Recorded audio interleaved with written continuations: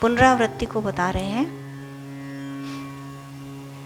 मामुपेत्य पुनर्जन्म दुःखालयम् अशाश्वतम् नाप्नुवन्ति महात्मानः संसिद्धिं परमां गतः। 15वां श्लोक देखिए कि मेरी परम सिद्धि को प्राप्त होकर, मुझे प्राप्त होकर बाकी के सभी लोगों से पुनरावृत्ति होती है। लोगों से कैसे होती है पुनरावृत्ति? कि जैसे आपने एक पत्थर को ऊपर उछाला और जितना फोर्स लगाया उतना ऊपर गया और फिर वो पलट के नीचे आएगा।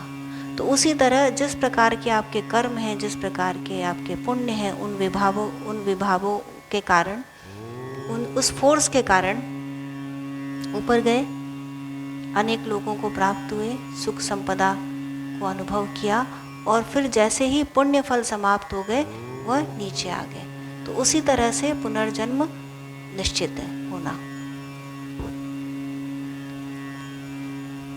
किंतु अर्जुन, ब्रह्मलोक पर्यंत सब लोग पुनरावृत्ति हैं, किंतु हे कुंती पुत्र, मुझे प्राप्त होकर पुनर्जन्म नहीं होता। तो ब्रह्मलोक को भी भगवान ने पुनरावृत्ति के अधीन कर दिया कि ब्रह्मलोक भी जाएंगे तो भी वापस आना पड़ेगा। तो स्वर्गलोक तो जाके वापस आना ही होगा। अब ब्रह्मा के रात और दिन का परिमाण बता रहे हैं कि क्या है। तो जो काल की बात कर रहे थे ना, उस काल को हम यहाँ पर देखेंगे कि काल क्या है। तो ब्रह्मा का एक दिन 1000 चतुर्युगी की अवधि वाला और एक रात्रि 1000 चतुर्युगी की अवधि वाली होती है। और जो तत्व से इसे जानते हैं योगी पुरुष, वह काल के तत्व को जानते हैं, ऐसा भगवान ने बताया। तो अब इसमें क्या होता है कि इसमें प्राणियों का उद्भव और प्रलय होता है। तो ब्रह्मा का एक दिन क्या है? ब्रह्मा की आयु बताई 100 वर्ष की। उनका एक दिन कितना बड़ा है? उनका एक दिन 4 अरब 32 करोड़ वर्ष हमारे हुए, तो ब्रह्मा का हुआ एक दिन। और इतनी ही बड़ी हो गई ब्रह्मा की एक रात। और उस ऐसे ब्रह्मा की आयु कितनी है? 100 वर्ष। 4 अरब 32 करोड़ हमारे वर्ष और ब्रह्मा का एक दिन बराबर है।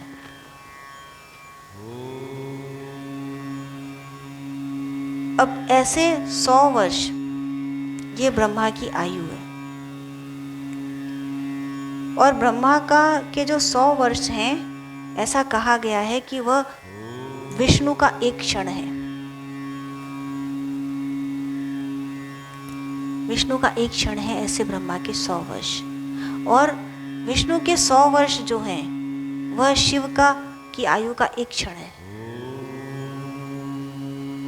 पर शिव का भी 100 वर्ष है। तो कितना भी परिमाण हो, लेकिन उसका भी अंत है। तो यहाँ पर जो ब्रह्मा विष्णु शिव आदि हैं, ये क्या हैं? ये देवता हैं, ये ब्रह्म नहीं है, उससे कंफ्यूज मत करिएगा। ये आकार लिए हुए साकार देवता हैं। तो ये बताने का अभिप्राय क्या है यहाँ पर कि कितना भी अधिक आयु वाला है, लेकिन उसका भी अंत निश्चित है। जिसने भी जन्म लिया है, जो भी साकार है, जो भी मूर्तिमान है, जो भी नाम और रूप के अधीन है, वह एक दिन अवश्य मिट जाएगा। तो इतनी लंबी अवधि वाले, इतने लंबे काल के अंदर हो करके भी तब भी काल के चक्र के अंदर है वो। तो क्षण भंगुरता को दिखाया है।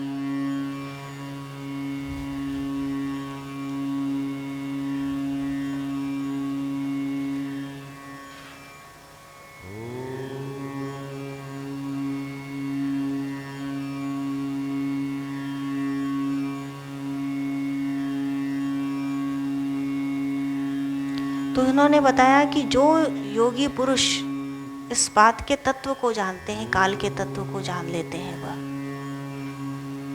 तो काल के तत्व को कौन से योगी पुरुष जानते हैं? योगीराज इस बारे में क्या कहते हैं? उनका कहना है कि एक व्यक्ति, साधारण व्यक्ति 1 मिनट में 12 से 15 बार श्वास लेता है। तो इस प्रकार 24 घंटे में वह 21,600 बार श्वास लेता है। लगभग 44 सेकंड में एक बार उसकी श्वास चलती है। तो जो योगी है वह 21,600 बार श्वास न लेकर के केवल 2,000 बार श्वास लेता है। 1,000 बार इड़ा से और 1,000 बार पिंगला से। और बीच में आती है सुषुम्ना। ऐसे योगी की सुषुम्ना का द्वार हमेशा खुला हुआ रहता है। तो श्वास के घोड़े पर चढ़ करके आगे बढ़े तो सृष्टि का जन्म हुआ, और उसी श्वास को अवरुद्ध कर लिया तो उसकी परिवर्तित कर लिया, उसको अंदर की तरफ घुमा लिया, तो उस रिटर्न श्वास के जरिए सृष्टि का विलय हो गया। योगी योगस्थ हो गया, योगारूढ़ हो गया, स्थित हो गया। काल के तत्व को जान लिया उसने, क्योंकि वह काल से परे हो गया, उस चक्र से निकल गया। जैसे ही यह स्थिति आई वैसे ही वह योगी काल के इस चक्र से निकल गया। वह जीवन मरण के चक्र से बाहर हो जाता है। तो तेजी से घूम रहा है ये चक्र, इसमें और तेजी से घूम करके आप इसको रोक नहीं सकते। और घूमते चक्र के संग घूमना आसान है, इसको रोकना कठिन है। श्वास लेना आसान है ना, रोकना कठिन है। यदि कोई ट्रेन चल रही होती है तो उसमें आप बैठे हैं तो भी आप चल रहे हैं, आसान। लेकिन बगल में जो प्लेटफॉर्म है, अब आप चाहते हैं हम इसी प्लेटफॉर्म पे ही खड़े रहें और ट्रेन चलती रहे, तो आपको क्या करना पड़ेगा? आपको उतनी ही तेजी से उसके विपरीत दिशा में दौड़ना पड़ेगा। वो मुश्किल, वह फोर्स लगाना पड़ेगा कि वह ट्रेन रुक जाए, या उस गति को बाधित करना पड़ेगा, तो वह मुश्किल। तो इसीलिए जब ठीक से साधना करते हैं तो एक बार ठीक से साधना की तो कहा कि मुझे थकान हो गई। क्यों थक गए? क्योंकि मन का घोड़ा दौड़ रहा था, उसको रोकने की कोशिश की तो थकान हुई। उसको चलने देने से थकान नहीं होगी, उसे रोकने से थकान होगी। तो योगी ने क्या किया? अपनी श्वास को इस तरह नियंत्रित कर लिया कि प्रकाश फैल गया सर्वत्र। और उस प्रकाश में क्या हुआ?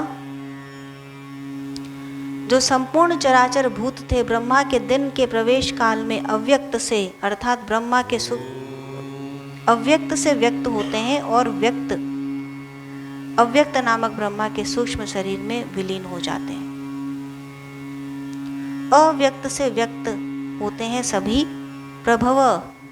प्रभवंति राग में, उस दिन के प्रारंभ में व्यक्त होते हैं अव्यक्त से, और रात्रि में प्रलय के अधीन आ जाते हैं, अर्थात उसी में वापस मिल जाते हैं।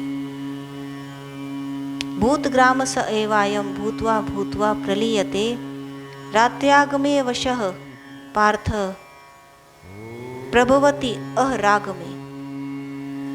यह भूत समुदाय उत्पन्न हो होकर प्रकृति के वश में हुआ, प्रकृति के वश में अर्थात काल चक्र के वश में रात्रि के प्रवेश काल में लीन हो जाता है और दिन के प्रवेश काल में पुनः उत्पन्न हो जाता है। तो अभी रात और दिन को देखा आपने क्या है? तत्व को समझने के लिए रात और दिन को देखना होगा कि वह वस्तुतः क्या है।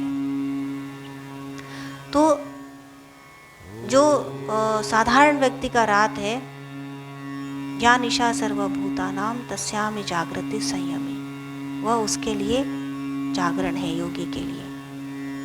क्योंकि उस समय क्या हुआ कि जो अव्यक्त से जो व्यक्त हो रहे थे वह दिखाई दिए, और जब रात्रि आई तो पुनः जो अव्यक्त थे वो उसमें विलीन हो गए, जो व्यक्त थे अव्यक्त में विलीन हो गए। किस प्रकार?